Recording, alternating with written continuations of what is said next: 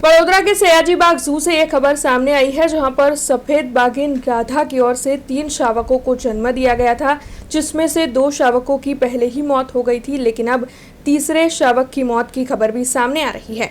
दरअसल सयाजी बाग जू में सफेद बाघिन राधा ने 9 अप्रैल को 3 शावकों को जन्म दिया था, लेकिन जन्म के 48 घंटे के भीतर ही 2 शावकों की मौत हो गई थी।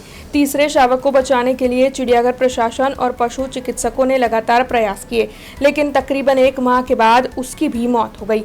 तीसरे शावक को मां राधा ने स्वीकार नहीं किया था और उसका वजन भी बहुत कम था, इसलिए उसे क्वारंटाइन में रखकर विशेष देखभाल की जा रही थी। शुरुआत में उसकी हालत में सुधार देखा गया, लेकिन बाद में तबीयत फिर बिगड़ गई। उसे पुराने लैब परिसर में बनाए गए विशेष केयर यूनिट में रखा गया था, जहां वेटरनरी डॉक्टर और स्टाफ लगातार निगरानी कर रहे थे, लेकिन उसके बावजूद भी 10 मई की रात तीसरे शावक की मृत्यु की खबर सामने आई। तब इस बारे में ज्यादा जानकारी जू विभाग के क्यूरेटर प्रत्युष पाटणकर की ओर से दी गई। નમસ્કાર, હું જણાવવા માગીશ કે જે વાઘનું જે ત્રીજું બચ્ચું જીવી ગયું હતું એ અંદાજિત 25 દિવસ જેવું અમે એને સારી રીતે ઉછેરી શક્યા, પરંતુ છેલ્લે એને કોઈક વાયરલ ઇન્ફેક્શન લાગી જવાથી એનું મૃત્યુ થયું છે। હવે એનું વધુ તપાસ જારી છે, એના થોડાક રિપોર્ટ્સ આવ્યા છે, એટલે ચોક્કસપણે હજી અમુક રિપોર્ટ્સ એના આવવાના બાકી છે। એ રિપોર્ટ્સ આવશે એટલે ખબર પડશે કે એક્ઝેક્ટ કયા ઇન્ફેક્શનથી એનું મૃત્યુ થયું।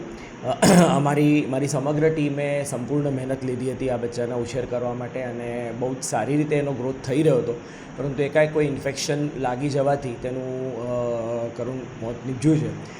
અન્ય ઝૂ સાથે પણ તપાસ કરતાં માહિતી પડી કે આવા કિસ્સાઓની અંદર જ્યારે માં બચ્ચાનું સંભાળ ના લેતી હોય ત્યારે બચ્ચાના જીવી જવાના ચાન્સ બહુ જ ઓછા હોય છે, પરંતુ એક સારી વાત એવી છે કે જે આપણી ફિમેલ છે ફરી પાછી સાયકલમાં આવવા લાગી છે, પરંતુ હજી એને 1-2 મહિના નર સાથે ભેગી કરાય એવી નથી, કારણ કે એ પછી ફરી પાછા બચ્ચા લેવા હમણાં એ કરી શકે એના માટે એનું શરીર તૈયાર નથી, પરંતુ આશા રાખીએ છીએ કે ભવિષ્યમાં ફરી પાછું અમને સારો રિઝલ્ટ મળી રહે।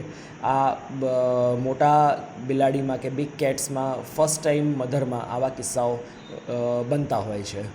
हमसे जुड़े रहने के लिए हमारे YouTube चैनल को सब्सक्राइब करें और नई वीडियो की नोटिफिकेशन के लिए बेल आइकॉन को दबाएं।